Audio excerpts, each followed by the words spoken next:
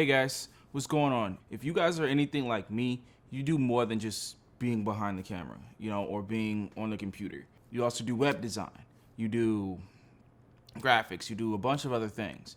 And one of the main things I get contracted for is producing advertisements. And a lot of times you would run into clients who say, hey, I love this image and they want to add this to said advertisement. And you got to play with it and whatnot.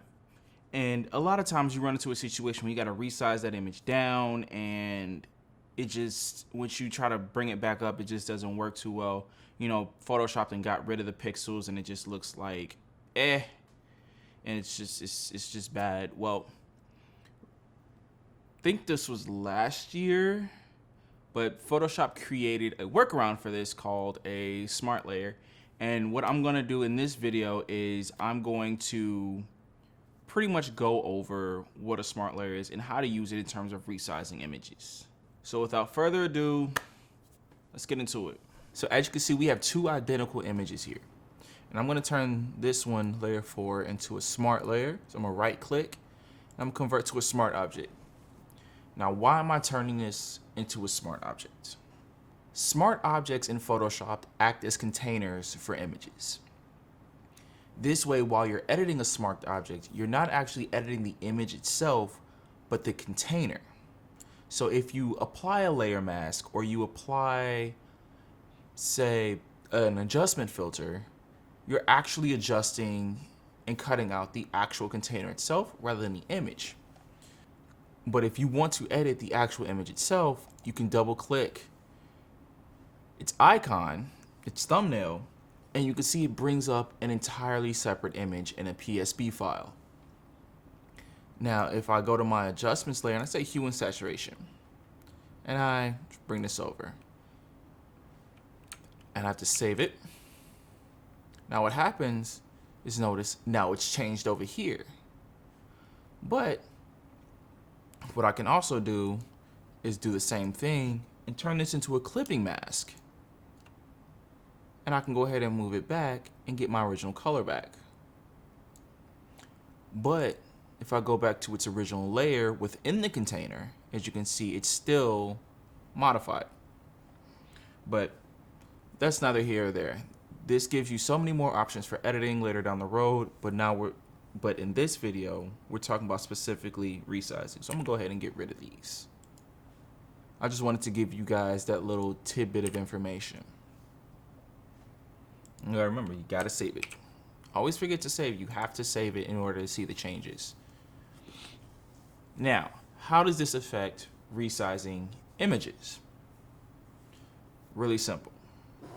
Well, I wouldn't say it's simple. It's a little complicated. But the container preserves the original image. So when you're resizing the container, you end up resizing, again, the container itself and not affecting the image within it. Because as you can see, this dropped down to 55% when I resized it. But if I resize this one, and let's say I want to drop this down to 55%, and I hit enter, what happens when I go back to resize it again? It's at 100%. Why does this happen? What Photoshop does when it resizes images, specifically JPEGs, is it takes pixels away. It removes pixels from the image to make it smaller. Now with the smart object, it doesn't do that because the image itself is in a separate file, and it's only resizing the container itself. Now this is where smart objects really come in handy. So if I make this, if I drop this another, say 50%, right? Boom.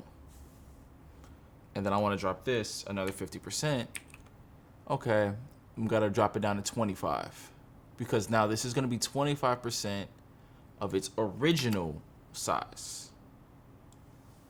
Now when we zoom in, see I got the size a little bit wrong, but as you zoom in, they look roughly the same, right?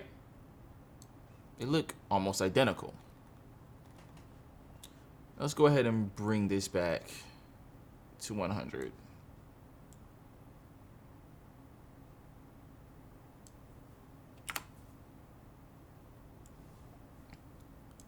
And notice, it still looks the same. It still looks as sharp as the original JPEG that I brought in. Now let's bring our non-smart object, our dumb object, back up to size.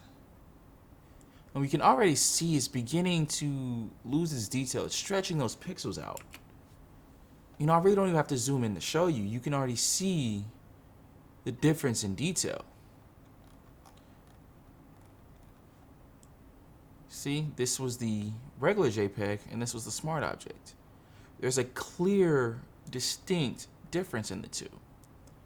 This is because when you make something from small to large, Photoshop takes what pixels are available and it stretches those pixels out. That's why when we resize this image, it still said 100% because the pixels that were available were the pixels that weren't thrown out when we made it smaller. Versus here, this didn't throw any pixels out. It doesn't throw pixels out of the smart object because it's referencing, because the smart object is literally referencing from another file. So it's pulling data from this layer 4 PSB, thus when it's resized, it doesn't lose any pixel density. It maintains its sharpness. Now there is a caveat here. Now that this smart object is at 100%, you cannot make it any bigger. It's as big as it's going to get before it begins to lose detail. Photoshop cannot add detail. It cannot add pixels that aren't there. So these images by themselves are about 2,000. So these images here are 2,000 pixels on its longest edge. So this is from top to bottom, it's 2,000 pixels. If I want to make it 3,000 pixels, I can do it. Photoshop can't create more pixels for it. So it's going to begin to look more like this image the bigger I make it. And that goes across the board. You can't create detail that's not there. You just can't. You can fake it in some cases with a little, maybe a high pass or some sharpening here and there, but you can't create detail that isn't already there. You just can't do it.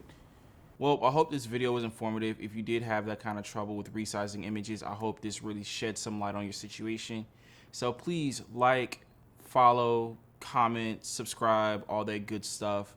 It helps the channel. It helps me on social media. I really appreciate it. And with that, peace.